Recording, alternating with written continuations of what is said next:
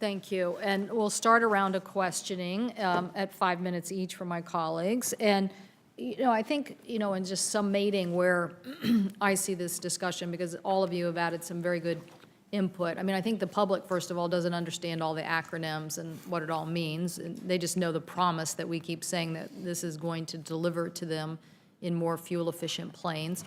And it looks like, half of the money we have spent, so far is on this ERAM system, which is supposedly, on its way, I guess. It might be a way of saying it. But I guess my question is, we have this almost chicken and egg situation with the industry. On one end, Mr. Beck has moved his airline has moved very quickly in establishing, even prior to this, a greener skies navigation system, again, focused on the terminal end, but, made the investment, moved ahead. And I guess what I'm saying is we want to see more of a partnership with the FAA and industry, because industry also needs to make these same implementations. But if that progress is, I'm not sure stalemated is the right word, but delayed, then where we are right now is we've spent $5 billion. The industry may not be moving fast enough. It wants to move faster. So we're kind of doing a across the board, let's implement each aspect of the software as opposed to maybe the most leveraged things. Now, I know the ERAM system is one of the most leveraged things that we have to get done, but when I look at this end of the table, Mr. Beck, I think, well, why not implement, as the NextGen Advisory Committee suggested, making performance-based navigation a very, very high priority, and why not implement across the country a more rapid deployment of the system? So my understanding is we have the Metroplex in is it Dallas or Houston that is going to go next. But then, the next set is, it's going to take us like 6 years to implement. Can't we move faster at getting these performance-based navigation systems in place sooner while we're working, obviously, on the back-end system? Because they obviously didn't need the ERAM system before they started making changes. So I guess what I'm asking, and I'd love everybody's input, are there some more low-hanging fruit that brings in the actual partnerships faster and the actual realized savings faster than just saying to the taxpayer, we're going to spend another $5 billion before we see the major benefits? So anybody who wants to answer that? Yes, thank you, Chairwoman Cantwell. If I can start, I think communicating about NextGen has been one of our great challenges. And one of the things that we're focused on is to try to improve that communication. And part of that communication is to point out that we are very close to completing that foundational phase. Regardless of whether this was going to be called NextGen or something else, we were operating the air traffic control system with equipment from the 70s and the 80s, and it had to be upgraded. And a big portion of NextGen was to upgrade all of that equipment. So we're closing in on the completion of that, and that will enable additional technologies. But the other focus has very much been, at least in the last year, on working with the industry through the NAC, understanding the priorities, and then trying to match those priorities with our budget and our capabilities and what is ready to be rolled out. PBN is clearly front and center in that. The Houston... Performance-based navigation. Yes, performance-based Metroplex is even better term.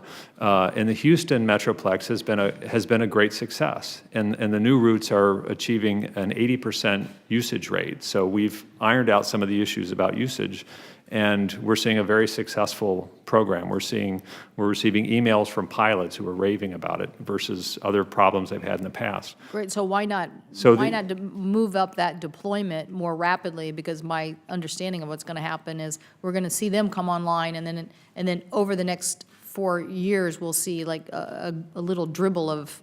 So we have a dozen more in the next 3 years, and we have, I think, a pretty aggressive schedule.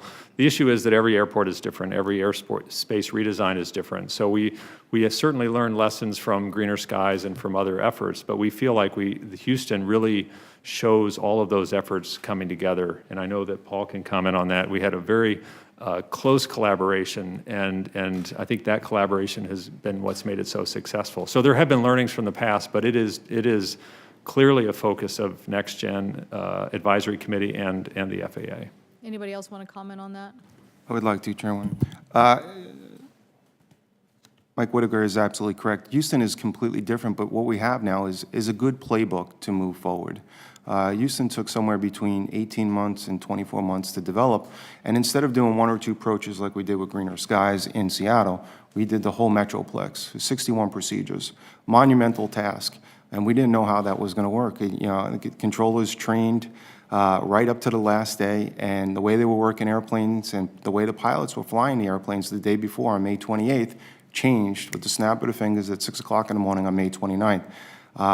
And it is a huge success. And now we now have a good platform where we don't just change one or two procedures within Seattle, but maybe we can go back in there and actually redo all of the procedures within Seattle and see the benefits. So I think getting Houston under our belt and actually having that platform gives us the ability to be successful. And North Texas will be next, and then we will start looking at Southern California, Northern California also. I wanted to ask a question about savings from a fuel perspective, whether the in-route automation system, obviously more direct routes, and modifications to that, right? I mean, we have routes today, they could be more direct, so that automation will save some fuel. And then we have the Greener Skies, which is really more, I don't know, what do you call that, terminal-based, navigation. So which of those saves the most in fuel? Where are we going to get our most savings, from the terminal focus or the en-route focus?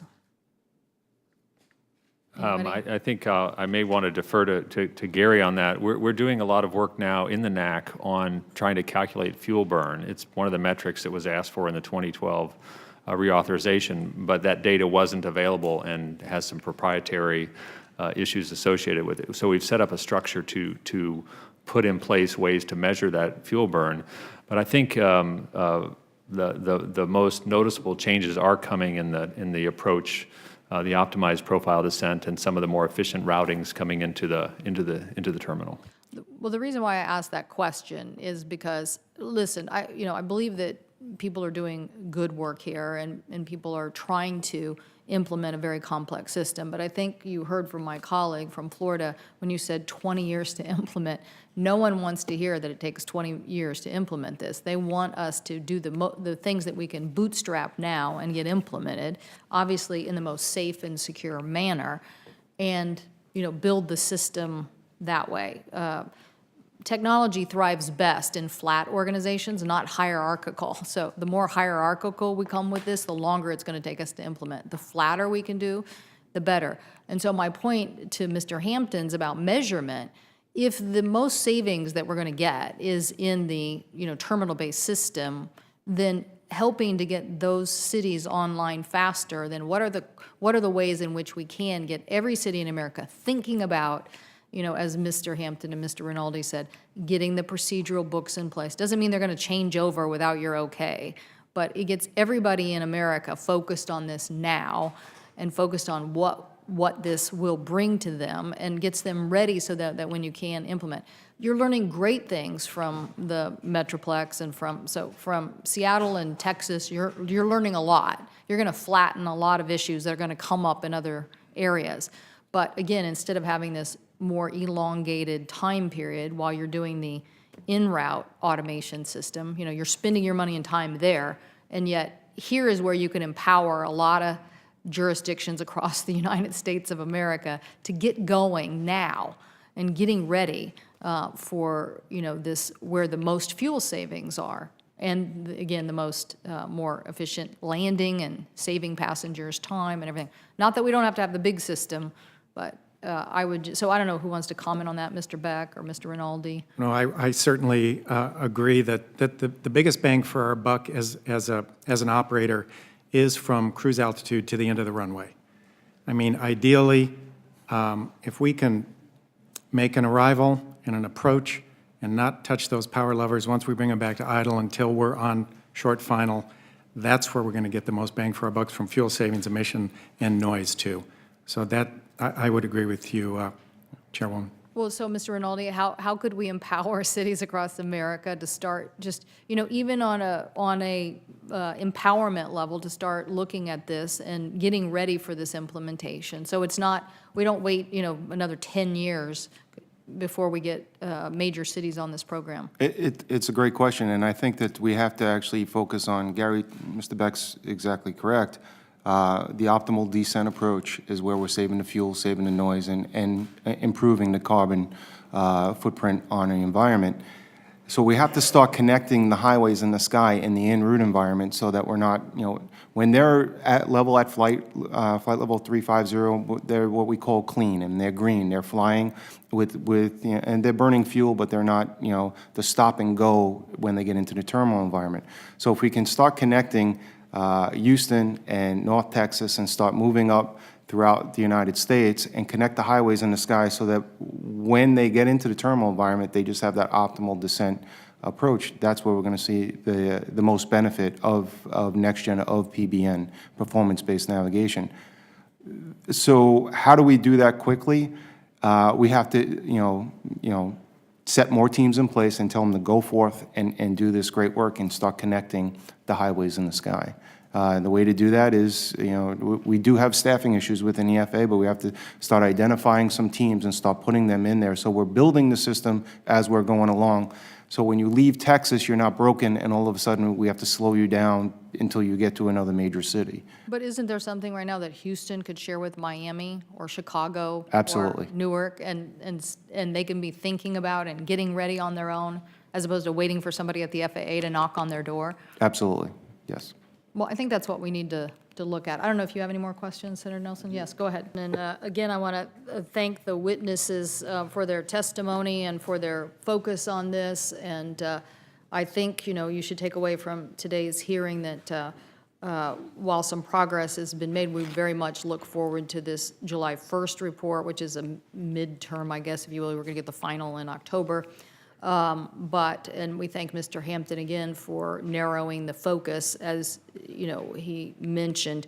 I think that's what our larger questions are. Instead of having a broad approach, we want to see more focused things that are leveraged, if you will, no pun intended, but to change the approach a little bit here and to use the private sector to focus the attention on those things that are going to be most leveraged. Again, if the most fuel efficiency is out of this approach issue, then what can we do to accelerate that during this time period while we're also getting, the larger system replaced, that is a cross-navigation system.